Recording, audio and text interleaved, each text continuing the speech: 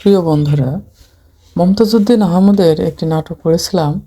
নাটকের নাম ছিল সুখী মানুষ। ঠিক তেমনি একজন সুখী মানুষ আমাদের গ্রামেরই মইফুল চাচা। তার সারাদিন কাটে দোকানে চড়াটে শুয়ে শুয়ে। তার কোনো কাজের চিন্তা নেই, নেই কোনো সাংসারিক ঝামেলা।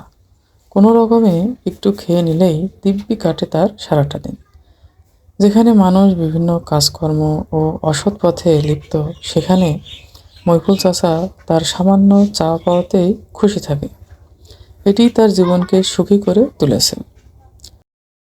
হ্যাঁ চাচা, তুমি যে এই মোড়ে যে বসে থাকো, তা তোমার কেমন লাগে?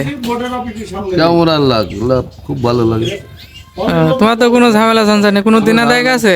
না, কারোর সাথে কোনো দেনা পাও না? না, নেই না, একদম নির্ভেজাল। দেখা যাচ্ছে যে 3 বেলা খাচ্ছে আর ঘুরে বেড়াচ্ছে, তাই না? এসে শুয়ে থাকে। ও যাক যাক, তা কিভাবে চলছে? উপর আল্লাহ চালাচ্ছে।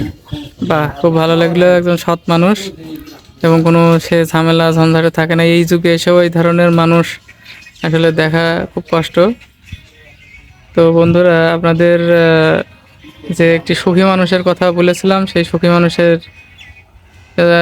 আমাদের কাছে মনে হয় যে সে সুখী ব্যক্তি। আসলে সে কতটুকু সুখী ব্যক্তি সেটা ব্যক্তিগতভাবে হয়তো সে জানে। তো আমাদের নজরে যতটুকু বাদে মনে হলো যে সে একজন সুখী ব্যক্তি।